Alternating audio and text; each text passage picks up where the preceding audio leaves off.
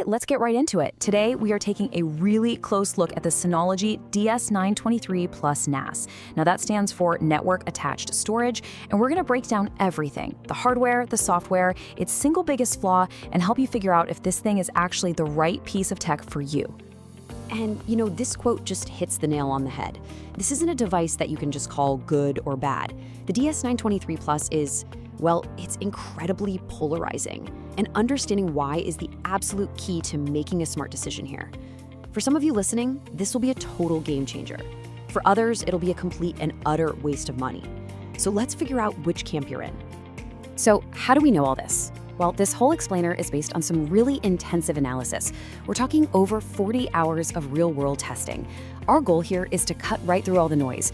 By the end of this, I promise you, you will have a clear, definitive answer on whether the DS923 Plus belongs in your home or your office. Okay, let's start with the physical box itself, the hardware. And the very first thing you'll notice is that it looks, well, let's be honest, it's kind of boring. But here's the twist. That's not an accident. It's a very, very deliberate design choice. Yeah, so let's reframe how we think about this. That simple black plastic box isn't trying to win any design awards. It's made to just disappear on a shelf somewhere, and it is incredibly quiet. We're talking under 20 decibels when it's just sitting there, which is literally quieter than a whisper. It doesn't have flashy lights, so it doesn't scream, "Hey, steal me." The key takeaway here is that this device is engineered from the ground up to be a super reliable appliance that just runs silently 24/7 for years and years without you ever having to notice it. All right, let's talk about the elephant in the room. This is probably the single most controversial hardware choice Synology made, and it's where a lot of potential buyers just get confused. You look at the specs, you see it has an AMD Ryzen CPU, and you think, why on earth doesn't it have hardware video transcoding? That feature that's so popular for media servers. Well, let's break down that decision. And this table really illustrates the trade-off perfectly. See, Synology didn't pick a weak CPU. They picked a specialized one. This Ryzen processor doesn't have a built-in graphics chip, which means it's not good at converting video files on the fly for streaming, but what it excels at are the core jobs of a serious NAS. It's incredibly fast at file operations, handling encryption and running little self-contained apps using a cool technology called Docker. Synology's message here is crystal clear. This machine is for your critical data, not your weekend movie marathon. So let's be absolutely 100% clear, because this is a very common and very expensive mistake. If your main reason for buying a NAS is to set up a powerful Plex media server that can transcode 4K video files to all your devices, this is not the NAS for you. You will be disappointed. It is simply not what this hardware was built to do. And here's another little technical gotcha that trips a lot of people up.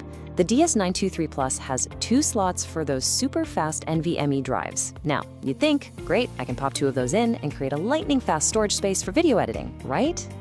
Nope, not the case here. On this device, those slots can only be used as a cache. Think of it like a turbocharger for your hard drives. It makes frequently used files load way faster, but you can't actually store your data directly on them as their own separate volume. Okay, quick recap for our first section. The hardware, it's intentionally boring. It's optimized for one thing above all else, reliability. It's built for core file serving tasks, and it is absolutely not built for media transcoding. And that whole philosophy about the hardware, well, it leads us perfectly into our next section, the software. Because if the hardware seems a little underwhelming on paper, the software is where the Synology DS923 Plus really, truly shines. In fact, you could say the software is what you're really paying for. This quote from the source material says it all, doesn't it? The hardware is just the box. The real product, the secret sauce, is Disk Station Manager, or DSM. That's the operating system that runs on this thing, and it is, quite frankly, years ahead of the competition in terms of how polished, powerful, and easy it is to use. And just look at what DSM gives you. You get Synology Drive, which lets you create your own private cloud and basically fire services like Dropbox. You get Active Backup for Business, a ridiculously powerful tool that can back up your entire PC, and it's included for free. And then there's Snapshot Replication. You guys, this is your absolute best friend against a ransomware attack. It takes these point-in-time copies of your data, so if you get hit, you can just roll back to a clean version. It's like a time machine for your data. So our quick recap for this section is simple. DSM, the software, is the star of the show. It's this mature, powerful, reliable ecosystem that really provides the value and frankly justifies the price and those specific hardware choices we talked about. Okay, we've talked about the good, we've talked about the it depends. Now we have to talk about the bad. There is one hardware decision here that is, well, it's pretty much indefensible at this price point. Yup, 1 gigabit Ethernet. That's the networking speed you get right out of the box. Now look, for one person moving a few small files, it's fine.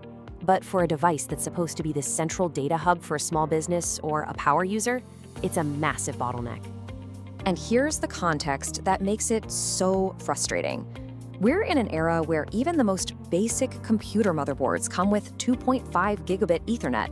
So for a premium $600 device to ship with networking tech that's over a decade old is, as the source puts it, embarrassing. Now, you can upgrade it with a special 10 gigabit card, but that's an extra cost on a device that's already pretty expensive. Let's do a quick recap of this major flaw. The biggest issue with the DS923 Plus is that it's held back by its old-school 1 gigabit Ethernet ports. This creates a performance bottleneck right out of the box and forces you to pay extra for an upgrade to get modern network speeds. So we've covered the reliable but specialized hardware, the absolutely best-in-class software, and that one major flaw. So now it's time. Let's put it all together and answer the most important question. Who should actually buy this thing? This table lays it all out pretty clearly. You should buy this if your number one priority is data safety and reliability, if you just want rock-solid backups and a set-it-and-forget-it system that works. On the other hand, you should skip it if you're chasing performance specs. That means it's not for heavy plex transcoding, and if you're not willing to shell out extra for that faster network card, you're just going to be disappointed. It's a clear choice between business-grade reliability and consumer-grade speed. And that brings us to this fantastic quote from the review. It's not flashy, it's not exciting, it's not the fastest thing on paper, it's boring, it's dependable, and it's reliable, just like a good appliance should be. And for the person who cares more about their data being safe than having the absolute highest specs, that's not a flaw, that's the main selling point. All right, we've covered a ton of ground, so let's do a super quick recap of the most important points, just to make sure everything is crystal clear. Think of this as a final checklist before you pull the trigger. So, what are the 5 crucial things to remember? First, the hardware is built for reliability, not raw performance. Second, the real value, the real magic, is in the software.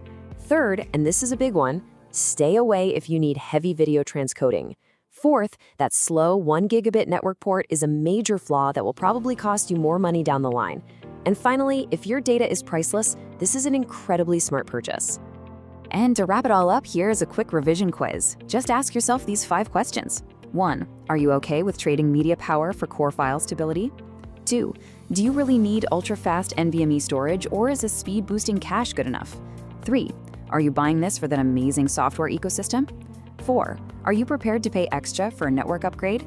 And finally, the big one. Is your main goal media streaming, or is it business-level backups? If you can answer those, you have a firm grasp on everything